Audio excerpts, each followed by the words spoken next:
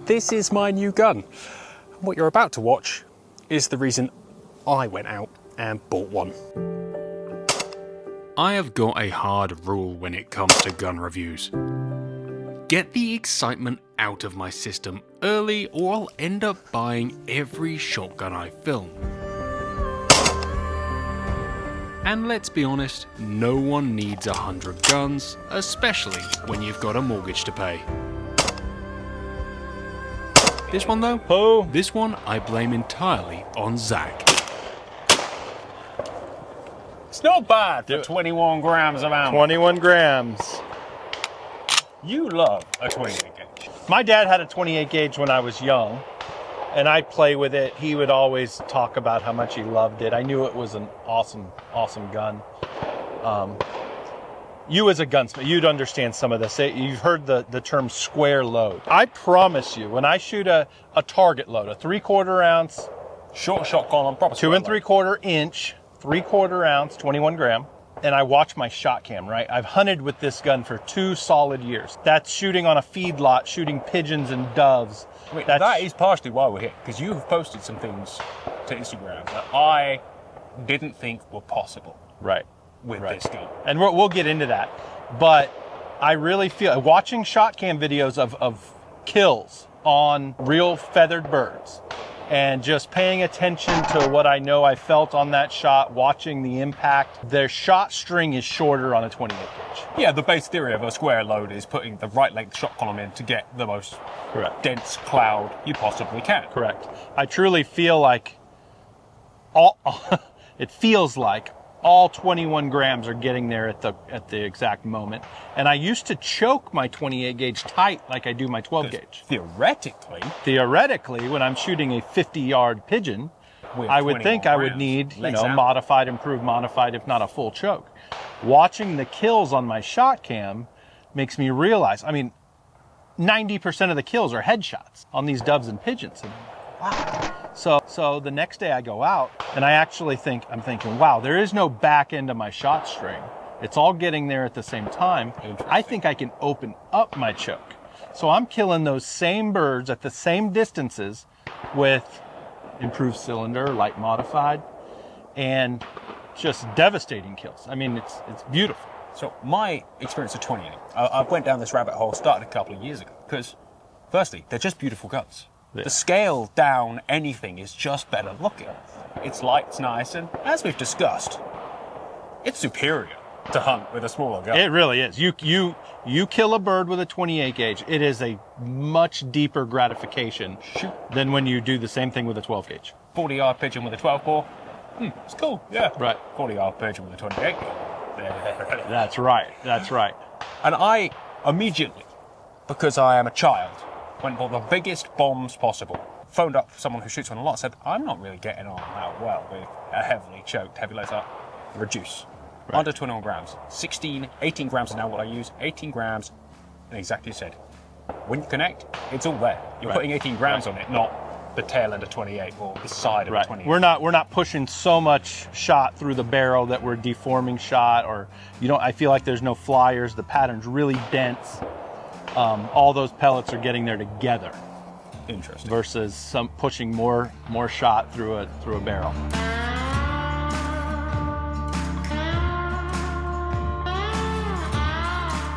I had a quick go with this yesterday when I hunted quail, and I couldn't miss easily. You were smashing quail with this gun yesterday. Can you talk us through your setup? This gun is an out-of-the-box 28 gauge A400 Upland Magnum. All I've really truly done to this is I have added a 1-inch kickies pad, more for length, but also the other added benefit for the kickies is there's a little more weight back here. They're a very heavy pad. They're a heavy pad. You have to be careful on what you put them on. Correct.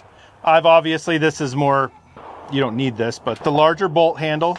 We got the quick button. Just convenience when you're ducking. Just convenience, not a necessity. I don't know the actual ounces, but I have as much Briley weight end cap as possible.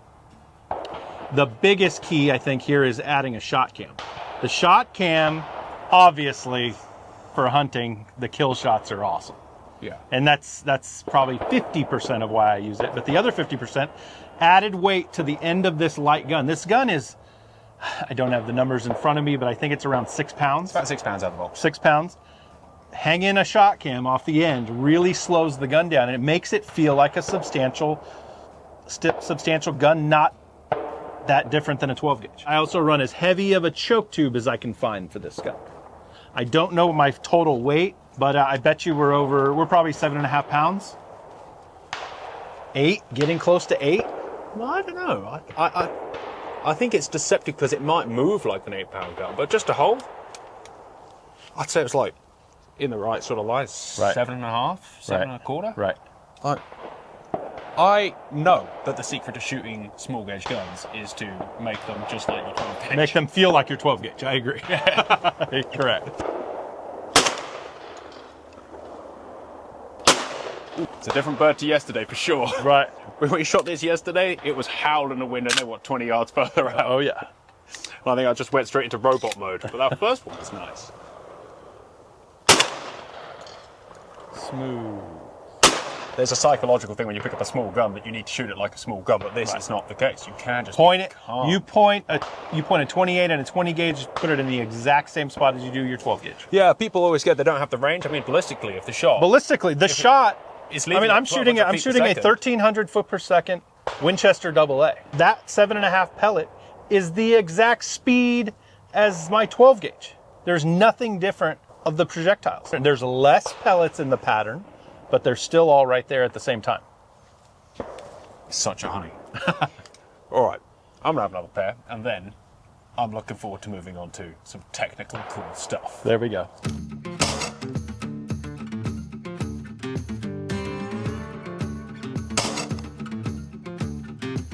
All right, we're about to get a little bit geeky. This is so interesting to me. I love this stuff. Well, the gun is fascinating, right? Yeah. But the fact that it's got a 3-inch chamber and 28 gauge allows it to eat these. Correct. Which are actually more fascinating. We don't have any 3-inch in the UK in 28 gauge. You do.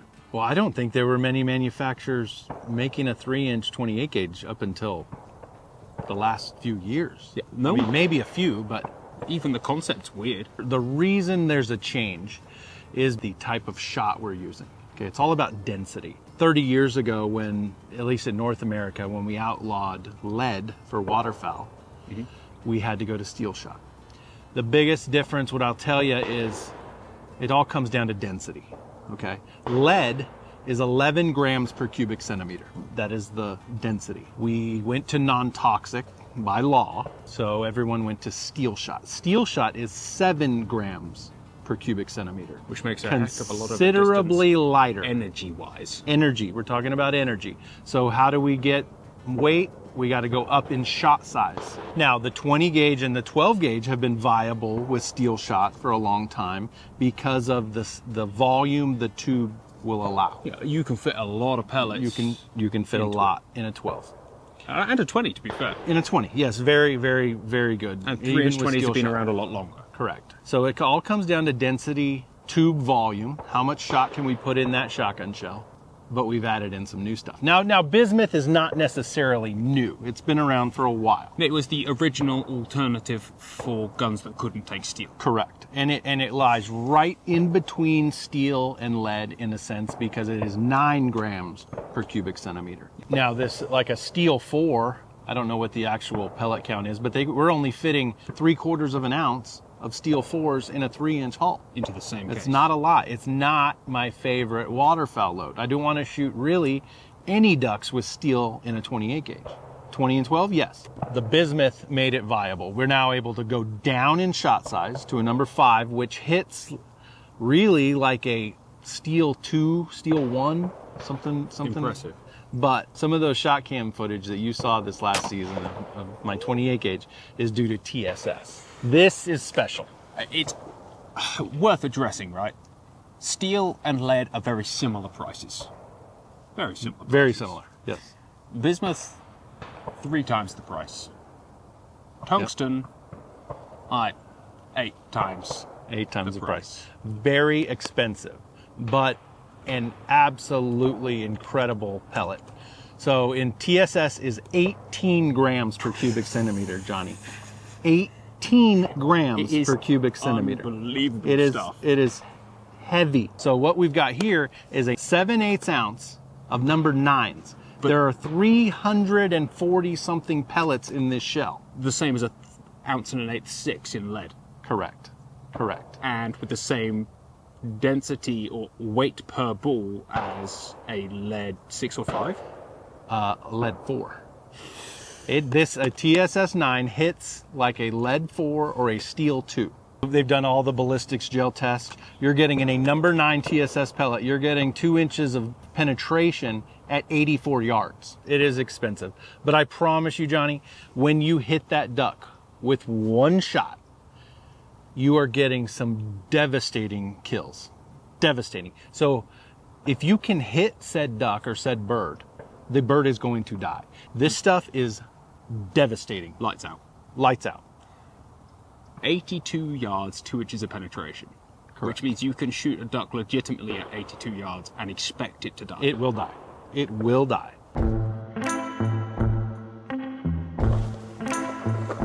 We shot a pattern test using one of the tungsten loads through the 28 ball, partly out of curiosity and partly because we're both a little obsessed with what these loads can actually do. It will be pellet drop at this distance, right? Like, unequivocally.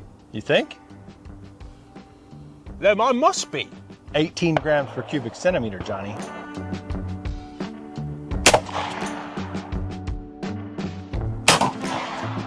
Knocked it over.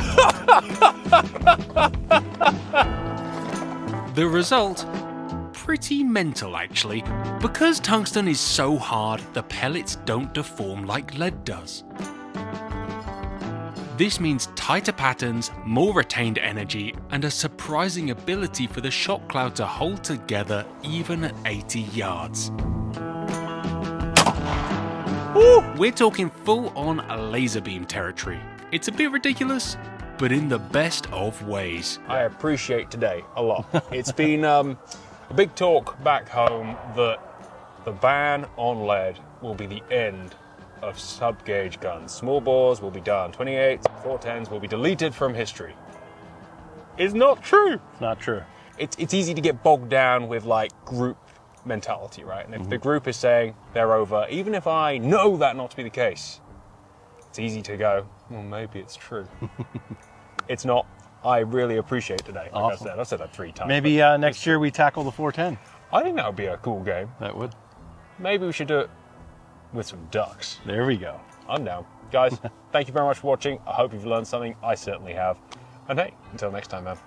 Thank you. And then a few months later, this arrived as a special order from Italy. It's not a standard UK gun, although I think that it should be. It's a bit of a wild card, right? A 3-inch semi-automatic 28 gauge, but I wanted a 28. I kind of like this one the best in terms of its versatility and value. And the fact that it's 3-inch means that it's going to be good forever with any ammunition. That was a big seller to me. Although, since lead's still legal, I have come to the pattern plate with some Hull Pro 28s to see what this gun does before I take it out on the clays, because I know that it doesn't help if you don't put the gun in the right place. But seeing as in the cardboard box it comes in, you come with 3 chokes, 1 half, 1 cylinder and 1 full. I kind of want to know which is which and what to do with both. So we're going to shoot pattern plates today. I've got a pretty good idea of what's happening with a 12 gauge when you pull the trigger, what that shot cloud is doing. And a pattern plate is really the best way without a slow-mo camera of telling us what's actually going on down there. So starting with full choke, let's do some learning. In fact, I'll tell you what, let's roll B-roll. I'll share the results in a sec. And so we went to work on the pattern plate with all 3 factory chokes, both at 20 yards and 40 yards, just to see how it behaved with what will be my everyday load. There's this assumption with small bores that you will sacrifice something. Oh, wow. But this little gun threw up some genuinely solid, even patterns. All right, we have got some results. I've taken the patterns, drawn around the pattern, marked off the corners and measured either way. It's pretty rudimentary, and given that we've only got 1 shot as a metric, it's better than no shots as a metric. If you'd like to have us make a film where we get really geeky over 28 gauge patterns with different loads, I'd kind of be down for that, but I don't know if there's much of a appetite for it. I've then put the results on there. Given the way these patterned, we actually stopped at 40 yards because we ran out of room on the paper because of the spread. But at cylinder, we had 29.25 inches at 20 yards and 41 inches at 40 yards. Mod 18.5 inch at 20, 31.25 at 40, and full 20.25 at 20 and 30.75 at 40. That may be somewhat interesting to you too, and probably, regardless of whether we film it or not, I will take this out for a bit more patterning with various loads. But that mod being tighter at 20 yards than the full is really interesting to me. Certainly the concept of blowing patterns we're all aware of, choking something too tightly that it actually does the opposite of what it's meant to do and creates less uniformity. But then the 40 yard would then dictate that although it's pushing out a bit quicker, it's going to maintain that stream a little longer. Again, this is very rudimentary science. Having an N1 is basically pointless unless you've got zero data. Having some data is better than no data. What that made me do was chuck the half in. Nice and strong at closer range and nice and loose at 40. I was quite impressed by the patterns. Fairly sure it's going to shoot well on clays. We'll do some more of this in the future, but for now, let's get back out. Before I go down the tinkering rabbit hole, I wanted to shoot it as it came, in its pure, un-Johnified form. And straight out of the case, it was just lovely. Light in the hands, fast on the mount, and absolutely cruising through targets on both Sport Trap and Sporting layouts. I did a bit solo and then I took Craig out for a go. Because if a gun makes you smile, you're obliged to share it. That's awesome. And it gave him the exact same grin it gave me. Honestly, I'm even a bit hesitant to modify it now. Sure, you can make it behave more like a 12 bore and I'll probably experiment with that in time. But right now, I'm just gonna enjoy it for what it is. A true 28 bore done really, really well. Well, there you have it, guys. That was one of the more expensive afternoons I've had. Probably had worse, but I just enjoyed shooting that gun so much, both at clays and on quail that same week out in Georgia, that I couldn't not have one, or couldn't stop thinking about it. I needed to scratch the itch, and so I have scratched it. The fun I've had with it so far has been exactly why I wanted it. The smile that's put on my face every time I pull the trigger, every time I've loaded it, is up where it needs to be. And I say, it's a toy for sharing. I took Craig out, he loved it. In fact, anyone who likes small guns, especially anyone who likes small guns and autos, will appreciate this thing. It's cool. Well, that's that. Thank you for watching TGS Outdoors. I hope you guys have enjoyed this video. If you did, make sure you like it, share it with your friends, and subscribe to the channel. This channel would not be possible without the support of our amazing sponsors. They've supported the channel for a long time. We only work with people we love and whose product we trust. If you want to support the channel too, make sure you check out channel memberships. There's early access content, there's some pretty cool exclusive release content. My view is you never want to let the bird get past you because you can't see under your gun. And occasionally we go clay shooting together. We just appreciate your support. Even if you can't, your view is great. Thanks for watching, guys. Take care.